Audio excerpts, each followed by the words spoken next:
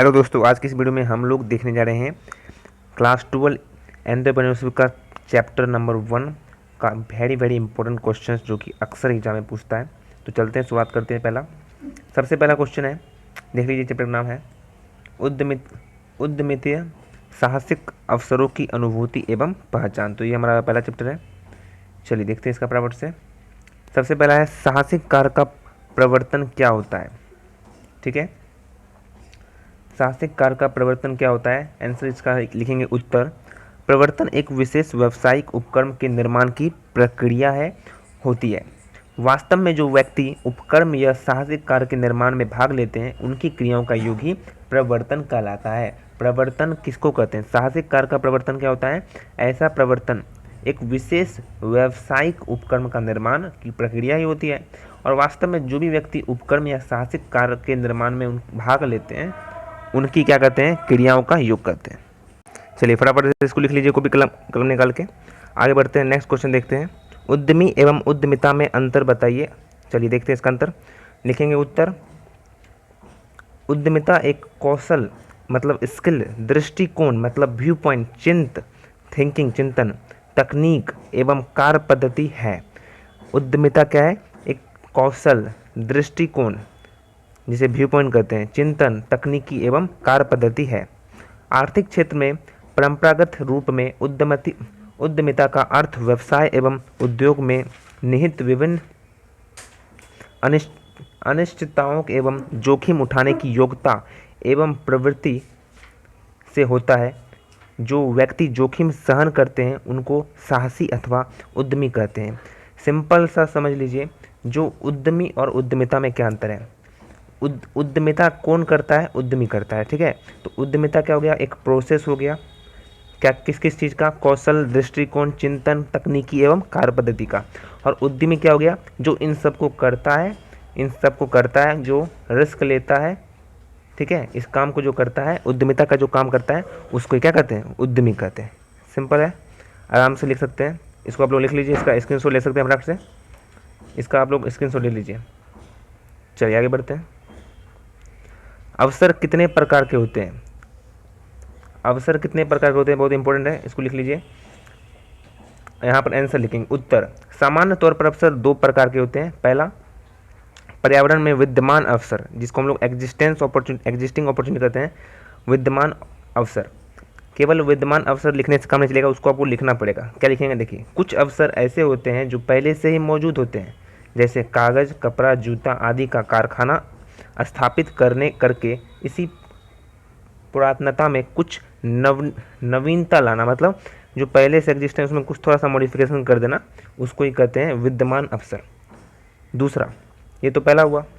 दूसरा, निर्मित अवसर।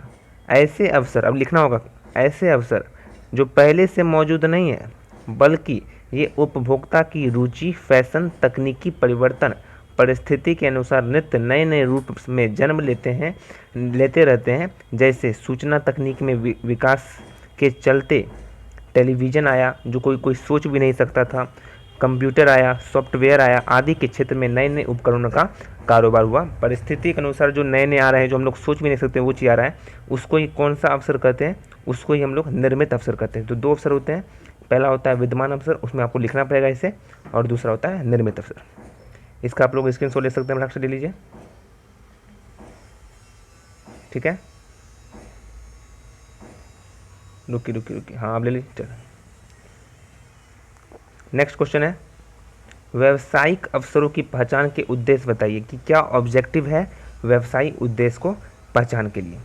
बहुत ही इंपॉर्टेंट है। आंसर लिखेंगे उत्तर। व्यवसायिक अवसरों की पहचान के प्रमुख उद्देश्य निम्नलिखित है। पहला, देश एवं क्षेत्र विशेष की आवश्यकताओं को ध्यान में रखते हुए लघु, मध्यम एवं वृहद पैमाने के उद्योग की संभावनाओं का अध्ययन एवं परीक्षण करना।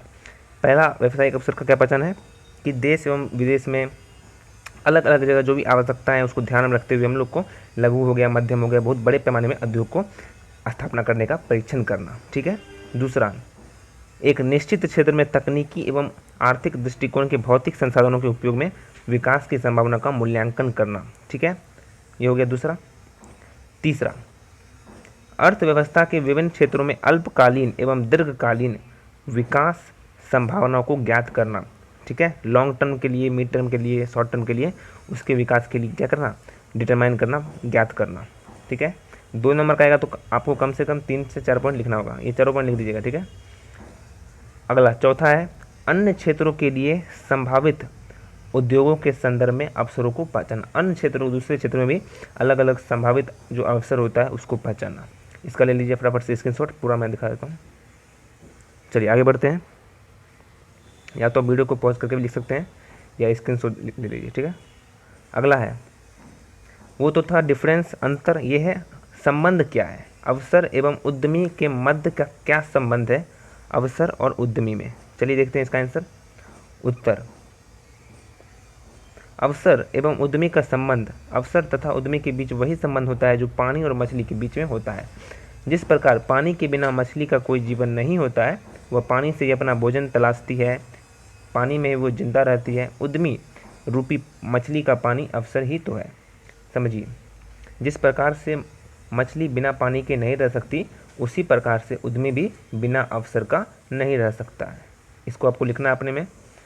अतः इन दोनों के बीच जीवन मृत्यु का संबंध है। उद्यमी सबसे पहले अवसर को पहचान कर ही चिंतन करता है, विभिन्न संबंधित जानकारी हासिल करता है और उसके वास्तविक का आकलन करके संसाधन को जुटाता है और स्थापना करता है प्रोजेक्ट का, ठीक है। तो इसका ले लीजिए स्क्रीनशॉट फटाफट से। चलिए, या तो आप वीडियो को पॉज करके लिख सकते हैं। आगे बढ़ते हैं। अगला क्वेश्चन है, रुक जाइए, हाँ चलिए, अगला क्वेश्चन है, किस प्रकार व्यावसायिक अवसर पहचाने जाते हैं, आखिर पहचाना कैसे जाता है। अथवा उद्यमित, या तो ये आएगा किस प्रकार व्यावसायिक अवसर पहचाने जाते हैं, या दूसरा क्वेश्चन आएगा उद्यमितीय अवसरों की पहचान के लिए किन किन बातों पर ध्यान रखना पड़ता है, कौन कौन सा फैक्टर डिपेंड करता है। तो लिखेंगे उत्तर, व्यावसायिक अवसरों को निम्न प्रकार से पहचाना जा सकता है। पहला समझिए, अनुकूल बाजार मांग अथवा बाजार में उपलब्ध आपूर्ति का मांग एवं अधिक से, डिमांड और सप्लाई दोनों, मांग और पूर्ति के अनुसार हम लोग बाजार को पहचान सकते हैं, कितना मांग है, कितना उस सामान का सप्लाई हो रहा है। दूसरा विनियोग पर्याप्त प्रत्यय, जो कि सामान्यतः सामान्य प्रत्याय दर एवं जोखिम प्रीमियम के दर के योग के बराबर होता है। उपयुक्त दोनों कसौटियाँ तकनीकी उत्पादन, वाणिज्यिक एवं प्रबंध क्रिया प्रारूप में संभव होनी चाहिए अथवा उस प्रत्यय दर की कोई उपयोगिता नहीं रह जाएगी, ठीक है। तो ये 2 पॉइंट लिखना होगा आपको, पॉइंट में लिखना होगा, जैसे यहाँ पर लिखा हुआ है। तो पहला पॉइंट लिखिएगा, लिखते जाएगा, फिर दूसरा पॉइंट लिखिएगा, फिर लिखिएगा ऐसे, ठीक है। इसका ले लीजिए स्क्रीनशॉट फटाफट से। चलिए आगे बढ़े। नेक्स्ट क्वेश्चन है, कर्मचारी और साहसी किस भिन्न होते हैं, कैसे भिन्न होते हैं कर्मचारी और साहसी। जो कर्मचारी होते हैं उन्हें रिस्क नहीं लेना पड़ता है, ठीक है, लेकिन जो साहसी होता है उन्हें रिस्क लेना पड़ता है। और भी बहुत अंतर देखते हैं। अंतर कैसे लिखेंगे, सबसे पहले लिखेंगे उत्तर, कर्मचारी और साहसी में निम्नलिखित अंतर है, ऐसे लिखेंगे। अगला कर्मचारी के बारे में लिखेंगे पहले। कर्मचारी वह व्यक्ति होता है जिसे साहसिक वह व्यक्ति है जो किसी साहसी अपने कार्य में सहायता के लिए रखता है, काम के लिए रखता है। दूसरा, कर्मचारी साहसी द्वारा दिए गए दिशा निर्देश के अंतर्गत कार्य संपादन करता है, जो भी काम उसे देता है साहसी वो काम करता है। इसी तरीके लिखना आपको पॉइंट में, कर्मचारी को लाभ या हानि का कोई भी जोखिम नहीं उठाना पड़ता है, ठीक है, चाहे लाभ हो चाहे हानि, उसे अपना तनख्वाह मिल जाता है। ये लिखेंगे कर्मचारी के बारे में। अब लिखेंगे साहसी के बारे में, ठीक है। या तो आप इस तरह से लाइन खींचकर इधर लिख दीजिए कर्मचारी का, इधर लिख दीजिए साहसी का, या तो आप अलग से लिनियर में लिख सकते हैं, ठीक है, जैसे आपको मन। अब लिखेंगे साहसी का, व्यवसाय या उपक्रम को लगाने का जोखिम लेता है जो। दूसरा, साहसी जो होता है वह स्वतंत्र रूप से अपने कार्य में संपादित करता है। अब बात करते हैं तीसरा, साहसी को पग पग पर लाभ अथवा हानि का जोखिम उठाना पड़ता है। तो ये 3 पॉइंट कर्मचारी के लिखेंगे और 3 पॉइंट साहसी के लिखेंगे, ठीक है, चाहे आप कैसे भी लिख सकते हैं। इसका आप लोग ले लीजिए फटाफट स्क्रीनशॉट, ठीक है। चलिए आगे बढ़ते हैं। अगला है, उद्यमिता को सृजनशील क्रियाकलाप क्यों समझा जाता है, ठीक है। इसका लिखेंगे उत्तर, उद्यमिता की प्रकृति रचनात्मक होती है। व्यवसाय प्रवर्तन, संगठन एवं प्रबंध में सदैव रचनात्मक चिंतन द्वारा कार्य संस्कृति एवं गुणवत्ता वृद्धि का सतत सार्थक प्रयास किया जाता है। इसलिए शुम्पीटर ने कहा है, उद्यमिता वस्तुतः एक सृजनात्मक क्रिया है। रचनात्मक चिंतन सदैव सकारात्मक, मौलिक एवं व्यवहारिक विचारों को क्रियान्वयन करने की प्रेरणा प्रदान करता है। ठीक है, जिस कारण से क्या होता है, उद्यमिता को हमेशा सृजनशील क्रियाकलाप समझा जाता है। ये हो जाएगा आंसर, ले लीजिए इसका फटाफट से स्क्रीनशॉट। अगला है, व्यावसायिक अवसरों से क्या आप क्या समझते हैं? बिजनेस अपॉर्चुनिटी से क्या समझते हैं? व्यावसायिक अवसर से क्या समझते हैं? इसका लिखेंगे उत्तर, व्यावसायिक अवसर उद्यमी वह व्यक्ति होता है जो व्यावसायिक अवसरों को खोजता है, उनका विश्लेषण एवं विदोहन करता है तथा एक सक्षम साहसिक कार्य व व्यवसाय का चयन करता है। व्यावसायिक अवसर को पर्याप्त प्रत्याय दर के संदर्भ में ऐसी आकर्षक परियोजना के रूप में परिभाषित किया जा सकता है जो उद्यमी को उस परियोजना विशेष को साकार करने तथा विनियोग निर्णय हेतु अभिप्रेरणा करती है। प्रायः उद्यमी अनेक संभावनाओं को मूल्यांकन करता है तथा क्रियान्वयन हेतु उसे परियोजना का चयन करता है, उसमें अधिकतम प्रत्याय की संभावना होती है। इस प्रकार किसी उद्यमशील कार्य में व्यावसायिक अवसरों की संभावना तभी बन पाती है जब उसमें उसकी वाणिज्यिक साध्यता की संभावना होती है।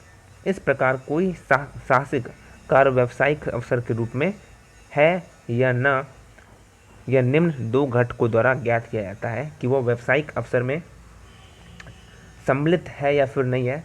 पहला लिखेंगे, अनुकूल बाजार मांग या बाजार में उपलब्ध विद्यमान पूर्ति की तुलना में अत्यधिक मांग।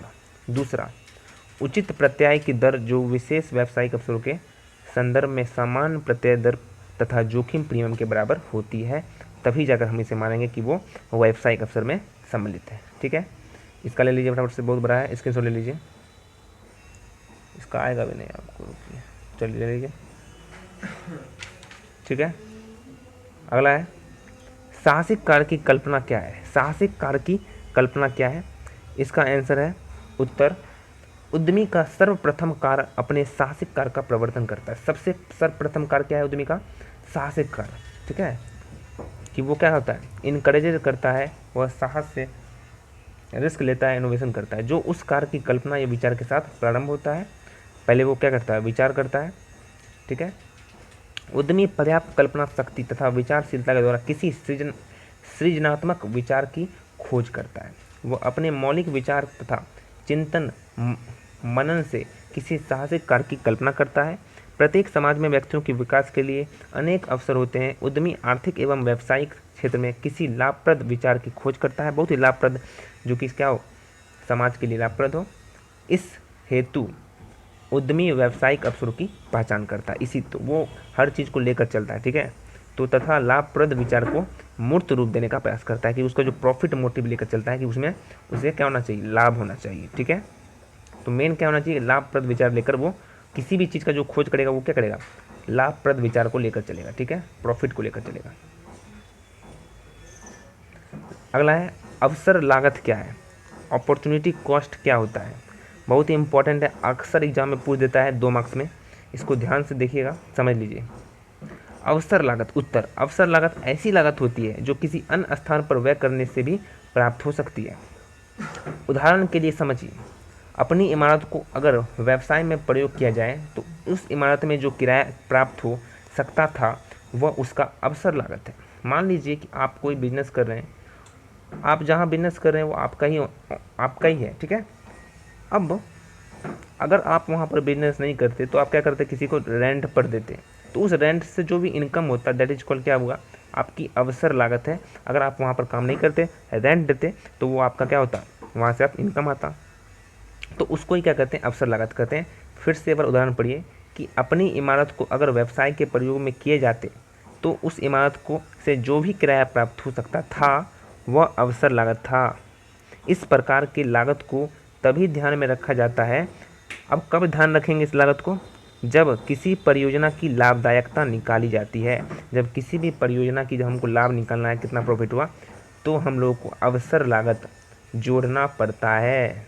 ठीक है, इसका ले लीजिए फटाफट से स्क्रीनशॉट, पूरा लिखना पड़ेगा। चलिए आगे बढ़ते हैं। आंतरिक संसाधनों की उपलब्धता से आप क्या समझते हैं? आंतरिक संसाधनों की उपलब्धता से आप क्या समझते हैं? एक तरह से आपका जो क्वेश्चन आंसर हो रहा है, इसका मतलब पूरा बुक का ही एक एक टॉपिक का क्वेश्चन उठाया गया है और ये लिखाया गया है, ठीक है। एक तरह से आपको पूरा चैप्टर ही खत्म हो रहा है, ठीक है। इससे बाहर क्वेश्चन नहीं पूछ सकता है। चलिए इसका आंसर देखते हैं कि उत्तर आंतरिक संसाधनों की उपलब्धता, आंतरिक संसाधनों की उपलब्धि भी एक महत्वपूर्ण घटक होती है जो व्यावसायिक अवसरों की पहचान में भूमिका निभाती है। क्या भूमिका निभाती है? कौन कौन सी भूमिका निभाती है? देखिए, पहला, प्रायः व्यावसायिक अवसरों के 3 चरण होते हैं। कितने चरण होते हैं? 3 चरण। प्रमोशन, एक्सपेंशन एंड डाइवर्सिफिकेशन, प्रवर्तन, विस्तार एवं विविधीकरण, ठीक है। 3 चरण होते हैं, प्रवर्तन करना मतलब प्रमोशन करना, विस्तार करना एक्सपेंशन, और विविधीकरण मतलब डाइवर्सिफिकेशन करना। ये जो उपयुक्त अवसर है तथा पर्याप्त प्रत्याय दर है, उद्यमी को उद्यमशील क्रिया हेतु प्रेरित करता है, मोटिवेट करता है, ठीक है। लेकिन इसके लिए उसके पास पर्याप्त वित्तीय संसाधन की ज़रूरत होती है, जिसको हम लोग सीड कैपिटल और वेंचर कैपिटल के नाम से जानते हैं। उनका होना बहुत ही आवश्यक होता है। पर्याप्त आंतरिक संसाधन होने की दशा में साहसिक विस्तार एवं विविधीकरण, अगर पैसा अगर नहीं होगा तो क्या करेगा भाई? वो जो विस्तार नहीं कर पाएगा प्रोजेक्ट को। तो अगर वही बोल रहा है कि अगर आंतरिक संसाधन होगा तो साहसिक विस्तार कर पाएगा अपने व्यावसायिक अवसर को, और विविधीकरण कर पाएगा, डाइवर्सिफिकेशन कर पाएगा, हेतु उपयुक्त व्यावसायिक अवसर का लाभ उठाने का भरसक प्रयास कर सकता है तथा उपयुक्त कार्यक्रम बना सकता है, प्रोजेक्ट बना सकता है और एंटरप्राइज खोल सकता है। तो ये था आंतरिक संसाधनों को उपलब्ध से आप क्या समझते हैं। अगला है अवसर बोध के तत्व बताइए। अवसर बोध के विभिन्न गुण निम्नलिखित है, उत्तर लिखेंगे। अवसर बोध के विभिन्न गुण निम्नलिखित है। पहला, समझ की शक्ति। दूसरा, परिवर्तन पर नज़र। तीसरा, प्रतियोगिता की जानकारी। और चौथा, जानकारी का संग्रह एवं विश्लेषण। और पांचवा है नव प्रवर्तनीय युग, नव प्रवर्तनीय गुण। इसको चाहे तो आप लोग किताब में इसका डिस्क्रिप्शन लिखा हुआ उसको भी लिख दीजिएगा, ठीक है। अगला है उद्यमी कौन है, साहसिक कौन है, ठीक है। ये अक्सर एग्जाम में पूछता है, इसको देख लीजिए, बहुत इंपॉर्टेंट है। उत्तर, साहसिक वे होते हैं जो जोखिम उठाने वाले होते हैं। साहसिक लाभ की आशा से किसी भी कार्य को शुरू करते हैं, साथ ही उस कार्य में कोई नुकसान होता है तो उसे सहने को भी तैयार रहते हैं। साहसिक वह व्यक्ति होता है जो किसी उपक्रम आरंभ करने का दायित्व अपने ऊपर लेता है तथा ठेकेदार के रूप में पूंजी तथा श्रम के बीच मध्यस्थ का कार्य करता है। ई हैंगन ने साहसी को एक आर्थिक मनुष्य कहा है जो अपने लाभ को अधिकतम करने का प्रयत्न करता है, अपने लाभ को ज़्यादा से ज़्यादा बढ़ाने का काम करता है या खोज करता है। खोज में समस्याओं को हल करने में साहसिक और आत्म संतुष्टि मिलती है, जिससे वह समस्याओं को अपनी योग्यता से निदान करता है। तो ये था साहसिक कौन है, इसको पूरा लिखना पड़ेगा आपको, इसका ले लीजिए स्क्रीनशॉट। चलिए आगे बढ़ते हैं। अब है व्यावसायिक अवसरों की पहचान के प्रमुख उद्देश्य क्या हैं, वो आपको बता ही दिए थे, इसको बार बार नहीं पढ़ना है, ठीक है। एक ही चीज़ है, इसमें ज़्यादा पॉइंट लिखा हुआ है तो इसको ले लीजिए स्क्रीनशॉट, इधर एक ही मैंने पढ़ा देखा है, इसका ले लीजिए स्क्रीनशॉट, बहुत बड़ा है, ठीक है। अगला है उद्यमितीय अवसरों की पहचान के लिए किन किन बातों पर ध्यान देना चाहिए। ये भी हो चुका है, ठीक है। अब खाली बस लॉन्ग आंसर है इसलिए बहुत ज़्यादा दे दिया है। उद्यमिता की परिभाषा दे एवं उनकी 2 विशेषताएं बताइए, ये वाला देख लीजिए। उत्तर, उद्यमिता की परिभाषा। उद्यमिता की परिभाषा को 3 भागों में विभाजित किया जा सकता है। पहला, प्राचीन मत की परिभाषा। प्राचीन मत की परिभाषा में क्या बताया गया है कि इस श्रेणी की परिभाषा के विचारों को के अनुसार उद्यमिता व्यवसाय एवं उद्योग के प्रवर्तन, संगठन एवं तथा जोखिम वहन करने की क्षमता से संबंधित है। A.H. क्लोल के अनुसार उद्यमिता एक व्यक्ति अथवा व्यक्तियों की समूह की एक उद्देश्यपूर्ण क्रिया है जिसमें निर्णयों की एक एकीकृत श्रृंखला सम्मिलित होती है। यह आर्थिक वस्तुओं एवं सेवाओं के उत्पादन अथवा वितरण के लिए एक लाभप्रद व्यावसायिक इकाई का निर्माण, संचालन एवं विकास करता है। दूसरा, पीटर किलबाई के अनुसार उद्यमी व्यापक क्रियाओं का सम्मिश्रण है। इसमें विभिन्न क्रियाओं के साथ साथ बाजार अवसरों का ज्ञान प्राप्त करना, उत्पादन के संसाधनों का संयोजन एवं प्रबंध करना तथा उत्पादन तकनीक एवं वस्तुओं को अपनाना सम्मिलित है। दूसरा, नव प्राचीन मत की परिभाषा। इस वर्ग के विचारकों ने उद्यमिता को प्रबंध क्रिया कुशल एवं नर्व परिवर्तन के संदर्भ में परिभाषित किया गया है। पीटर एफ ड्रकर के अनुसार व्यवसाय में अवसरों को अधिकाधिक करना अर्थपूर्ण है। वास्तव में उद्यमिता की यही सही परिभाषा है। ठीक है, तो इसमें बहुत सारे अलग अलग प्रोफेसर्स का अपना अपना डिफिनेशन है, तो आप इसको कोई भी लिख सकते हैं, कोई भी 2 प्रोफेसर का डिफिनेशन लिख सकते हैं, सब लिखने की आवश्यकता नहीं है। अब बात करते हैं विशेषता की। उद्यमिता की 2 विशेषता निम्नलिखित है। पहला, नव प्रवर्तन करना। क्या करना? नव प्रवर्तन करना। नव प्रवर्तनकारी कार्य उद्यमिता है। नवीन संसाधनों, नवीन उत्पादन, नवीन तकनीकी, नवीन उपयोगिता को सृजन, नवीन प्रबंध क्रिया कौशल आदि नव प्रवर्तन के अंतर्गत आती है। उद्यमिता की मूल प्रकृति नव प्रवर्तन है। ठीक है, और ये प्रोफेसर ने लिखा, वो लिख दीजिएगा। दूसरा, जोखिम। जोखिम वहन उद्यमिता का मूल तत्व अनिश्चितताओं एवं जोखिम को वहन करने की भावना एवं क्षमता है। ठीक है, उद्यमी जोखिम उठाने वाले होते हैं, ना कि जोखिम से बचने वाले होते हैं। तो ये था दो विशेषताएं और उद्यमी जो उद्यमिता होती है वो क्या होती है। ठीक है, तो इसका आप लोग ले सकते हैं स्क्रीनशॉट या वीडियो को पॉज करके लिख सकते हैं। इसमें आपको सब नहीं लिखना है, मैं आपको दिखा देता हूँ। इसमें आप लोग को यहाँ से लेकर यहाँ तक लिख देना है। ठीक है, और उसके बाद एक ऑथर जो प्रोफेसर है उनका लिखना है यहाँ से लेकर यहाँ तक। ठीक है, ये तो होगी परिभाषा की बात। अब विशेषता लिखना है 2 विशेषता आपको बता देते हैं कहाँ से कहाँ लिखना है। यहाँ से आपको लिखना है विशेषता, यहाँ से आपको विशेषता, पहला का विशेषता लिखना है, यहाँ से ये अंडरलाइन जो कर लेते हैं उसको लिख देना है। ठीक है, यहाँ तक लिखना है पहला विशेषता। दूसरा विशेषता आपको यहाँ से लिखना है जोखिम से बचने वाला तक। बस ये आपको लिखना है विशेषता, 2 विशेषता और 2 परिभाषा आप किसी भी प्रोफेसर का लिख सकते हैं। ठीक है, अगला है अवसर का बोध क्यों आवश्यक है। उद्यमी में अवसर बोध कैसे कराया जा सकता है। उत्तर, व्यापक अर्थ में समाज का हर आदमी विक्रेता होता है, भले ही कोई वस्तु बेचता हो तथा कोई अपनी सेवाएं बेचता हो। वस्तु बेचने वाला व्यक्ति दुकानदार व्यापारी कहलाता है तथा सेवा बेचने वाला व्यक्ति पेशेवर कहलाता है। इन दोनों की सफलता अवसर की उचित तलाश पर है ही निर्भर करती है। जैसे किसी सुदूर गांव में एक व्यक्ति द्वारा मोटर पार्ट्स की दुकान खोलना या किसी मोटर मैकेनिक द्वारा यहाँ मोटर मरम्मत का कारोबार करने की अवसर के प्रति अज्ञानता का परिचायक है। अतः साहसिक को हर हालत में अवसर को बोध और ज्ञान होना अत्यंत आवश्यक होता है।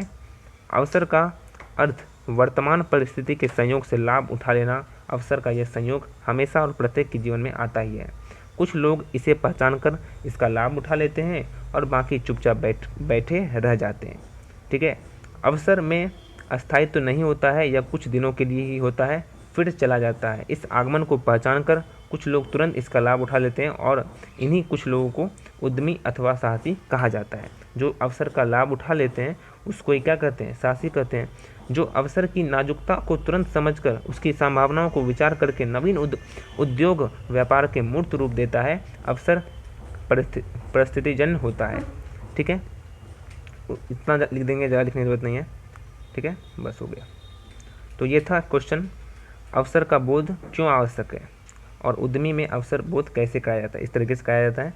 हर एक जो अवसर को पहचान कर उसका लाभ उठाता है वो साहसी कहलाता है। ठीक है, इतना लिख दीजिएगा।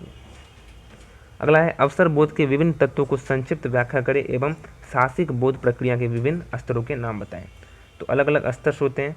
अब यहाँ पर देख लीजिए, पहला स्तर है समझ की शक्ति, उसको आप लोग को लिख देना है। दूसरा होता है परिवर्तन पर नज़र, इसको आप लोग लिख देना है। ठीक है, तीसरा होता है प्रतियोगिता की जानकारी, इसको लिखना है। चौथा जानकारी का संग्रह एवं विश्लेषण, इसको आपको लिखना है पूरा। और लास्ट 5वां होता है नव प्रवर्तनीय गुण, ये होता है 5वां। ये पाँचों के पाँचों क्या है? ये पांचों के पांचों अवसर बोध के विभिन्न तत्व हैं। क्या है? विभिन्न तत्व हैं, इसको लिख देना है। नेक्स्ट है, एक सफल उद्यमी की प्रमुख विशेषताओं का उल्लेख कीजिए, अथवा एक उद्यमी को किन्हीं 4 अद्वितीय विशेषताओं का उल्लेख कीजिए, अथवा एक सफल उपक्रम की आवश्यक शर्तों की कोई भी इसमें आ सकता है, तो आपको उल्लेख करना है। ठीक है, ये सब लिख दीजिएगा। ये सब सारा पढ़ाया हुआ है, वही सेम टू सेम आपको लिखना है। ठीक है, अगला क्वेश्चन है, व्यावसायिक अवसरों की पहचान को प्रभावित करने वाले घटक कौन से हैं? कौन कौन से घटक हैं वो आपको पढ़ा चुके हैं। वही सेम टू सेम क्वेश्चन है, उसको थोड़ा घुमा देता है, तो आपको घबराना नहीं, वही लिखना है। ठीक है, वही लिखना है।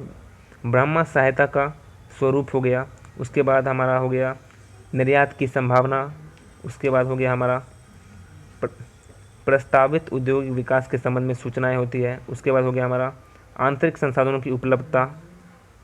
ये 4-5 पॉइंट आपको लिखना होगा। औद्योगिक कच्चे माल की उपलब्धि। ठीक है, तो ये सब घटक होता है। जोखिम की मात्रा। ठीक है, इसको आपको लिख देना है। ठीक है, तो हम लोगों ने 21 क्वेश्चन देख लिया है और चैप्टर 1 हमारा कंप्लीट हो गया है पूरा का पूरा। आप इसको देख लीजिएगा, लिख लीजिएगा अच्छे से और याद कर लीजिएगा। ठीक है, नेक्स्ट वीडियो में देखेंगे दूसरा चैप्टर। आज के लिए इतना ही, मिलते हैं इसके नेक्स्ट वीडियो में। Thank you. और अभी तक आप हमारे टेलीग्राम चैनल पर नहीं जुड़े हैं तो ज्वाइन कर लीजिएगा। टेलीग्राम चैनल का जो लिंक है वो डिस्क्रिप्शन में दिया हुआ है, जाकर ज्वाइन कर लीजिएगा। यहाँ पर मिलेगा आपको पूरा का पूरा नोट्स PDF फॉर्मेट में और भी बहुत सारी जानकारी। Thank you.